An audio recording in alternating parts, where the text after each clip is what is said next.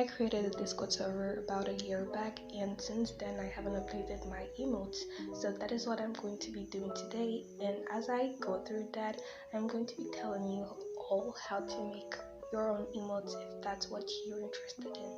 Before I proceed, I would like to mention that the art in this video, I'm going to be making it with my phone and my finger, but you can use any other thing you have. And also the app that I'm going to be using is ibispaint, and the canvas size is 128 by 128. So if you don't already know, emotes are basically like little icons or emojis that you can use to text on Discord. So basically emotes just make texting on Discord really fun and colorful and interesting.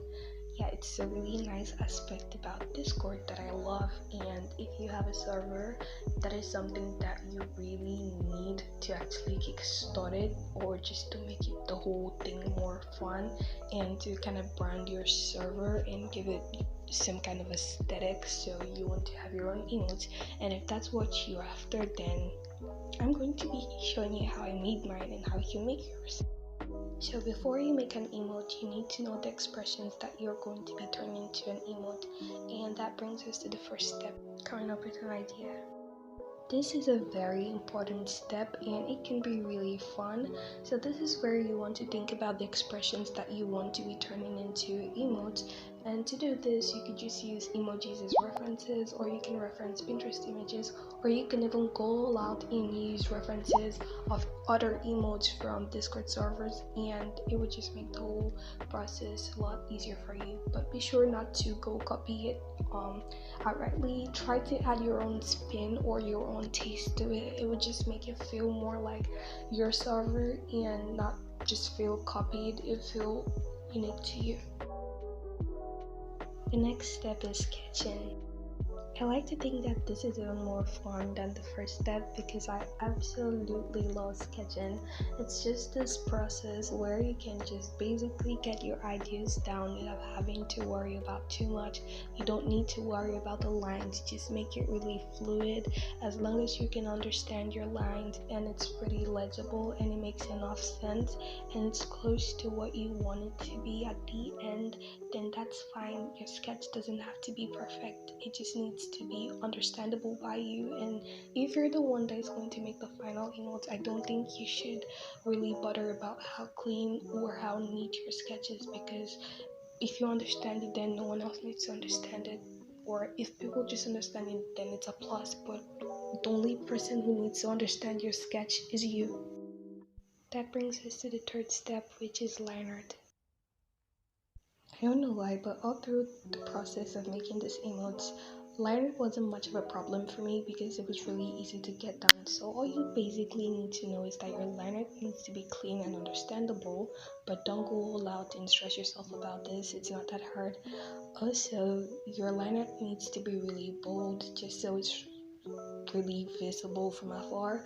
I did experiment with thin Lineart at the start, but then it didn't work out well, so I had to switch to really thick Lineart, and I think you should actually go for that because it just makes it so that it's really visible from afar, because Discord really shrinks your emotes and people won't be seeing it as this size. They'll be seeing it as one little tiny icon, so you need to make it as clear and as visible as possible.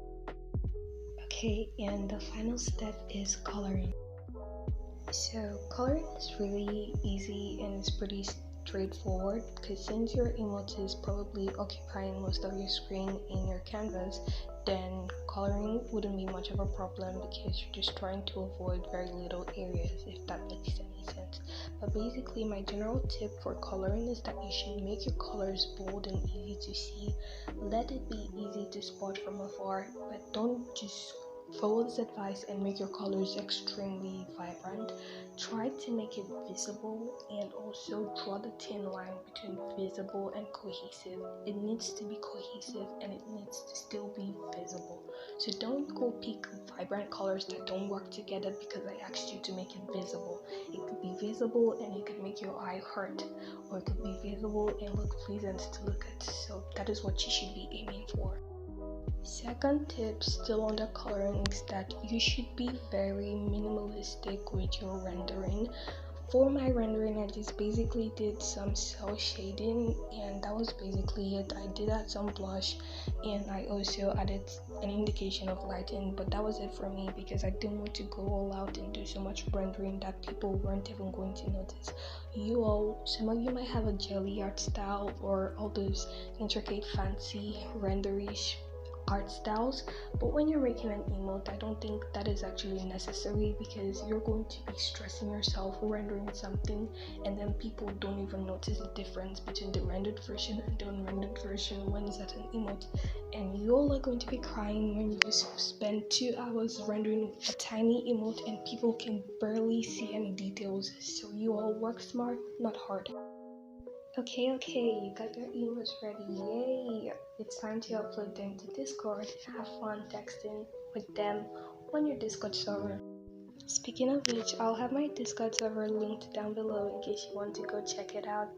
That place is really dead right now, so I'll really use some awakening. But anyway, go there, have some fun, check it out if you don't mind. And yeah.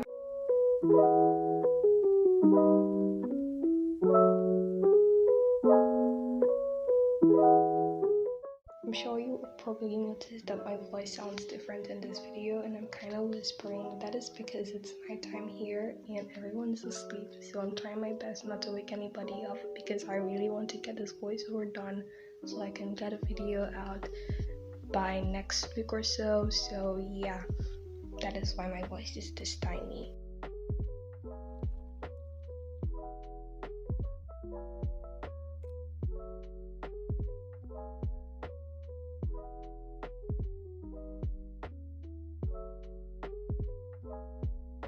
And one more thing I would like to announce before this video is finally over is the fact that I'm hosting a Draw This in Your Style challenge.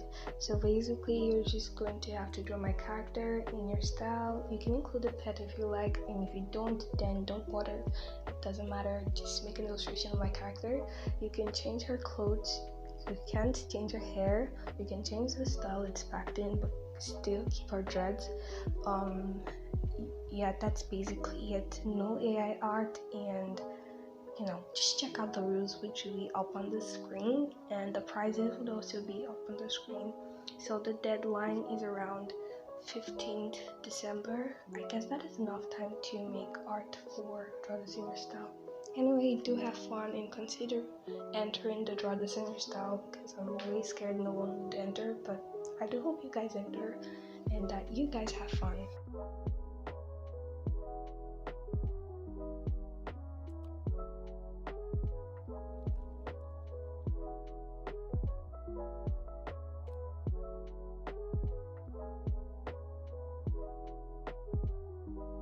Anyways, thank you so much for watching. If you like this video, don't forget to like and subscribe and leave a comment telling me what you think about the video and if you'll be joining my Draw This in Your Style. You have a blessed day and bye!